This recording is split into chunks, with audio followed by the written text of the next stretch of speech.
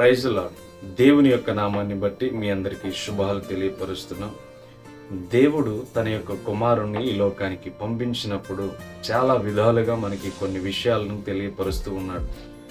ఏ విషయాలను తెలియపరుస్తూ ఉన్నాడంటే, తప్పకుండా తన యొక్క ప్రజలను విడిపించడానికి తన కుమారుణ్ణి పంపించాడని మన అందరికీ తెలుసు.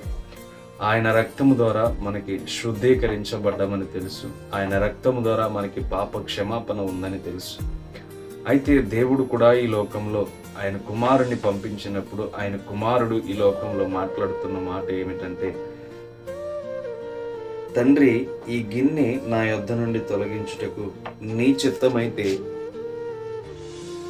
తొలగించుము, అయినను నా ఇష్టము కాదు, నీ చిత్తమే సిద్ధించునుగా కానీ ప్రార్థించను. చూడండి, లూకా సువార్త ఈ యొక్క 22వ అధ్యాయం 42వ వచనంలో ఇంత స్పష్టంగా దేవుడు మాట్లాడుతున్నాడు. యేసుక్రీస్తు వారు ప్రభులతో మాట్లాడుతున్న మాట, నీ చిత్తమైతేనే ఈ గిన్నె నా యొద్ద నుండి తొలగించమని చెప్తున్నాడు. అయితే ఈరోజు దేవుని చిత్తానికి ఎంతమంది అప్పగించగలుగుతున్నారు? నీ కుటుంబం విషయంలో, లేకపోతే నీ యొక్క జీవిత పరిమాణంలో, లేకపోతే నీవు చేస్తున్న వ్యవసాయ భూముల్లో, తండ్రి నీ చిత్తమైతే ఈ కార్యమును జరిగించమని, లేకపోతే కుటుంబ వివాహంలో, లేకపోతే బంధువుల విషయాల్లో, చాలా సందర్భాల్లో దేవునికి ఎంతగా నీవు ప్రార్థన చేయగలుగుతున్నావు, ఎంతగా దేవుని చిత్తాన్ని కనుగొనగలుగుతున్నావు. ఆయన కుమారుడికి ఈ లోకానికి వచ్చి, అయినను నీ చిత్తమైతే ఈ గిన్నెను నా యుద్ధ నుండి తొలగించు, నీ ఇష్టం లేకపోతే నీ చిత్తం నెరవేర్చు అని చెప్పి అప్పగిస్తున్నాడు. చూడండి, మనం ప్రతి ఒక్క ప్రార్థనకి వెళ్ళినప్పుడు పరలోకమందున్న మా తండ్రి నీ చిత్తమే జరిగించునుగాక అని చెప్పి ప్రార్థన చేస్తూ ఉంటాం. అలాగే దేవుని చిత్తానికి మనం అప్పగించకపోతే మన కార్యాలు ఎప్పటికీ సఫలపరచబడవు. మన జీవితాలు సఫలపరచబడాలి అంటే తప్పకుండా మనము దేవుని చిత్తానికి అప్పగించాలి. చూడండి, ఇశ్రాయేలీయుల ప్రజలు ఐగుప్తు దేశంలో ఉన్నంత వరకు మూలుగుతూ దేవునికి ప్రార్థన చేశారు. మరలా బబులోను చెరకి వాళ్ళందరిని తీసుకెళ్ళిపోయిన తర్వాత కూడా మరలా దేవుని చిత్తాన్ని కోరుతున్నారు. అంటే బంధకాలలో ఉన్నప్పుడే దేవుని చిత్తాన్ని కోరుతాం, కానీ బబులోను దేశంలో, ఐగుప్తు దేశంలో ఉన్నప్పుడు బాధలో మునిగిపోయిన వారి విషయంలో వారు ఏం చేస్తున్నారంటే ప్రార్థనలు దేవునికి చిత్తానికి అప్పగిస్తున్నారు. వారందరూ బయటికి వచ్చాక మరలా దేవుని చిత్తాన్ని మర్చిపోతున్నారు. ఇప్పుడు దేవుని అవసరం నీకు నాకు అపాయంలో ఉన్నప్పుడు కాదు, కానీ మనమంతా బాగున్నప్పుడు దేవుని యొక్క సన్నిధికి మనం అర్పించుకోవాలి. దేవుని యొక్క చిత్తానికి మనము అప్పగించాలి. ఎప్పుడైతే దేవుని యొక్క చిత్తానికి మనం అప్పగిస్తామో ఆయన అంటున్న మాట, నీ ఇష్టమే నెరవేర్చండి, ఆయనను నా ఇష్టము కాదు, నీ ఇష్టమే నెరవేర్చండి, నీ చిత్తమే సిద్ధించును గాకని ప్రార్థన చేస్తున్నారు. అంటే యేసుక్రీస్తుకి ఇంకా అనేకమైన విషయాలు ఈ యొక్క శిష్యులకు తెలియపరచాలని, లేకపోతే ఆయన తలంపులలో అనేకమైన పర్యాయాలు దాగి ఉన్నాయి. అయితే ఆయన చెబుతున్న మాటలో దేవునికి చిత్తానికి అప్పగించాడు. ఆయన వచ్చిన బాట ఆయన చిత్తానికి అప్పగించాడు. ఈ లోకానికి వచ్చిన నీవు దేవుని చిత్తానికి అన్ని విషయాల్లో అప్పగించగలుగుతున్నావా? దేవుని చిత్తానికి అన్ని విధాలా నీవు తెలియపరచగలుగుతున్నావా?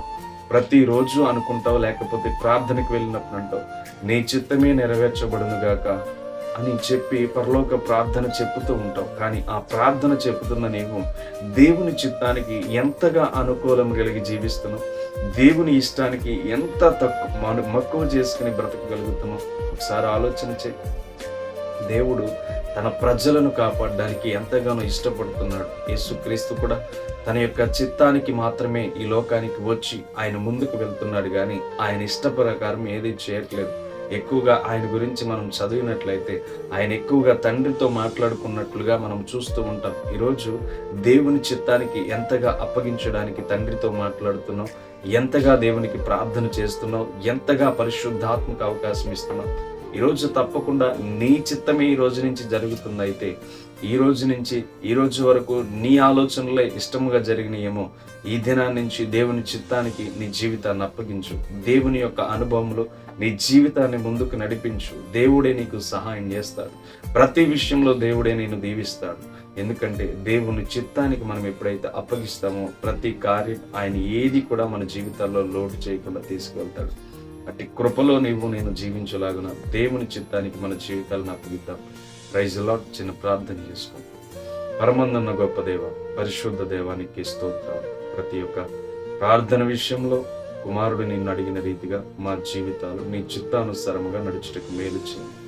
నీ చిత్తానుసారముగా జీవించుటకు మేలు చేయండి. నీ చిత్తానుసారముగా నడిచే భాగ్యాన్ని దయచేయండి. ఎంతమంది అయితే బిడ్డలు ప్రభువా నీ చిత్తానికి లోబడి నీ చిత్తానికి ముందుకు నడుస్తూ ఎంతగానో ఆశపడుతున్నారో నీ బిడ్డలందరినీ దీవించి ఆశీర్వదించి బలపరిచి కృపతో నీవే వర్ధిల్లింప చేయమని, మహిమతో నీవే కరుణించి కాపాడి భద్రపరిచి సాక్షిగా నిలబెట్టుకుని బిడ్డలందరినీ దీవించి ఆశీర్వదించు. యేసుక్రీస్తు నామమున ఈ వాగ్దానం చూస్తున్న ప్రతి బిడ్డను బలపరచు. యేసు నామమున అడుగుచున్నాను. ఆమేన్. Praise lord. దేవుని చిత్తానికి మన జీవితాలను అప్పగిస్తే తప్పకుండా దేవుడు మీ కుటుంబంలో అద్భుతాలను చేస్తాడు. Praise lord. దేవుని కృప మీ కుటుంబానికి తోడుగా ఉండదు.